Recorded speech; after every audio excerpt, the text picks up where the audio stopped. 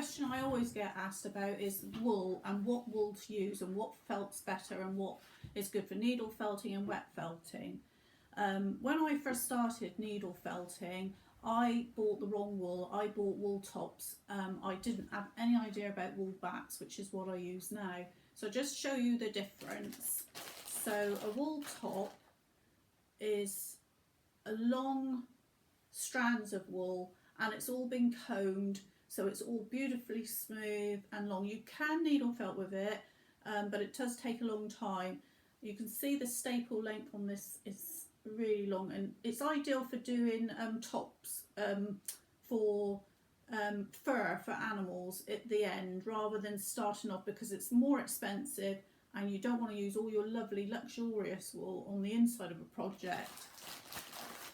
The next one is wool slivers, carded wool slivers, which again come in long lengths, but as you can see it's easy to pull apart, and you've got lots of fibres going in different directions there, so it's fantastic for wrapping, doing 3D models, goes together really quickly. So that's that one.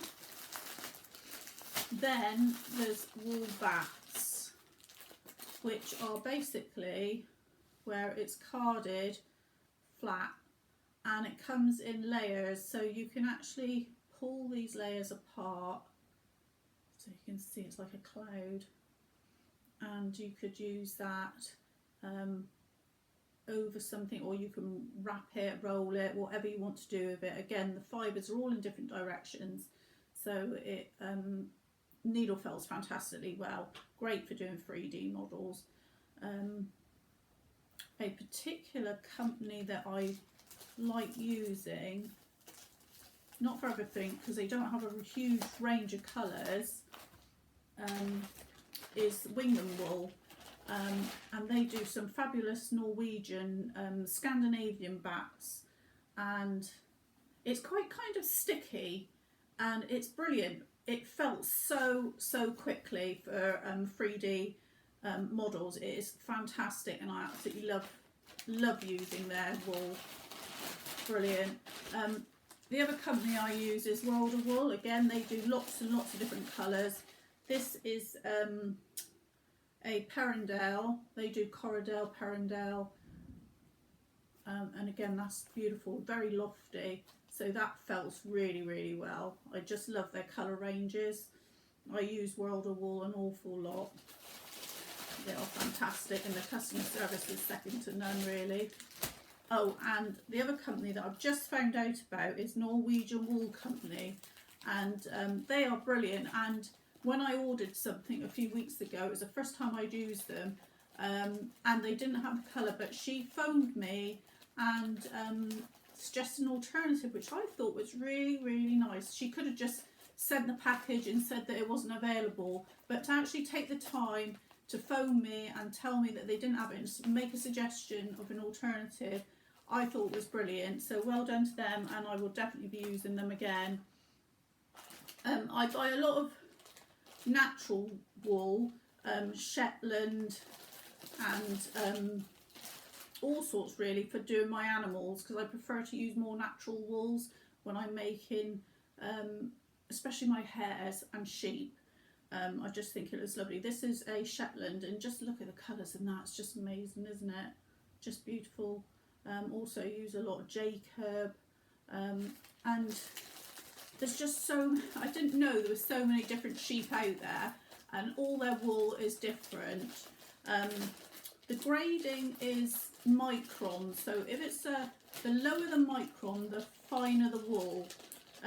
So for my wet felting, for instance, I use a very fine merino, which is really soft against the skin and is great for Nuno felting, and that would be probably a 17 to 19 micron.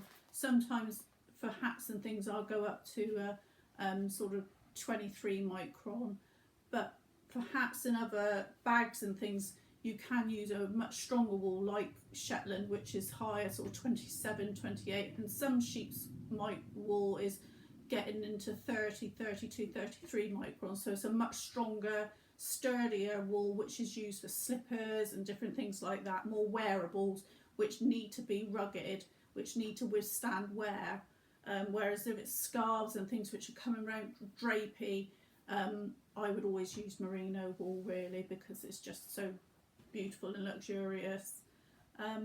So I just hope that this has helped you to understand the wool and what to buy and where to go. So again, just to repeat myself, Wingham wool's very, very good. World of Wool's brilliant. And this new company I've discovered, norwegianwool.co.uk, they're brilliant as well.